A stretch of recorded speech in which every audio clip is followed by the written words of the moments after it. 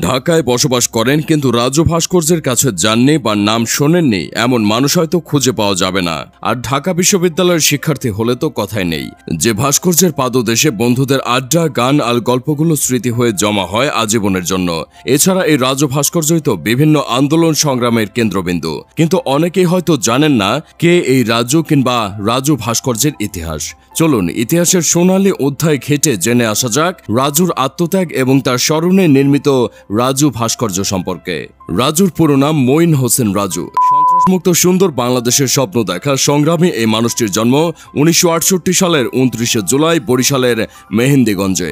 তার বাবার নাম মোয়াজ্জেম হোসেন এবং মায়ের নাম খাদিজা বেগম।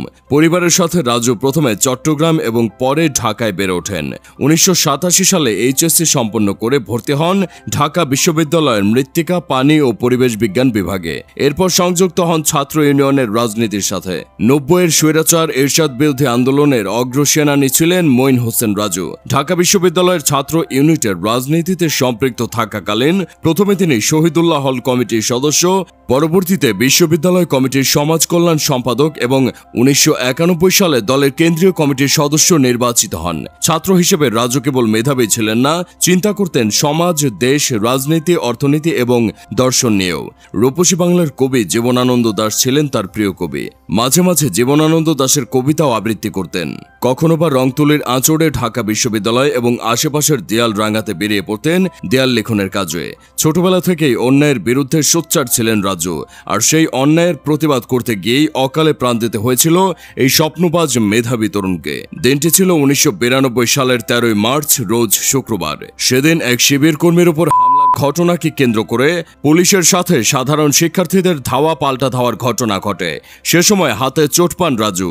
এজন্য বিশ্রাম নিতে তিনি নিজের নামে বরাদ্দকৃত শহীদুল্লাহ হলের 122 নং রুমে চলে যান। কিন্তু সেই ঘটনার জেরে বিকেলে আবারও ছাত্রদল ছাত্রলীগের মধ্যে ব্যাপক সংঘর্ষ ও গোলাগুলি আরম্ভ হয়। সে সময় গণতান্ত্রিক ছাত্র ঐক্যের ব্যানারে এই ঘটনার প্রতিবাদে বের হয় সন্ত্রাস বিরোধী মিছিল।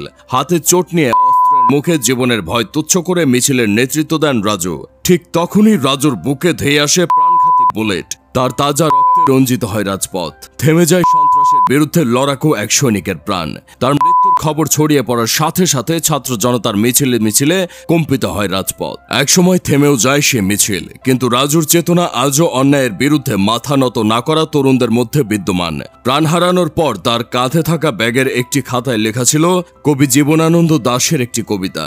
ব্যাগটি এখনো সংরক্ষিত রয়েছে ডাকসুর সংগ্রহশালায়। সংরক্ষিত রয়েছে তার রক্তমাখা শার্টটিও, যার গায়ে এখনো লেগে রয়েছে ঘাতকের গুলির চিহ্ন।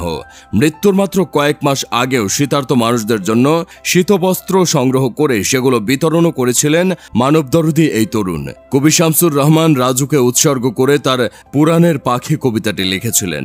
রাজুর ত্যাগ এবং চেতনাকে স্মরণ করে উদ্যোগ নেওয়া হয় স্মারক ভাস্কর্য নির্মাণের। কিন্তু কখনো স্থান সংকট, কখনো হুমকির মুখে বারবার বাধাগ্রস্ত হয় সেই উদ্যোগও। তবে সব বাধা বিপত্তি অতিক্রম করে ভাস্কর শ্যামল চৌধুরীর নকশায় টিএসসির মোড়ে রাজু ভাস্করের নির্মাণ করা শুরু হয়। 8 জন নারী পুরুষ হাতে হাত ধরে সন্ত্রাসের বিরুদ্ধে হার না মানা অবয়ব প্রকাশ করা এই ভাস্করটির দৈর্ঘ্য 16 ফুট, প্রস্থ 14 ফুট এবং উচ্চতা 10 ফুট নির্ধারণ করা হয়। এই ভাস্কর্যটি নির্মাণ কার্যে সহযোগী হিসেবে যুক্ত হন গোপাল পাল এবং আর্থিক সহায়তা প্রদান করেন ঢাকা বিশ্ববিদ্যালয়ের সাবেক শিক্ষক আতাউদ্দিন খান এবং মুন্সিগঞ্জ বিক্রমপুর সমিতির তৎকালীন সভাপতি লায়ন নজরুল ইসলাম খান বাদল।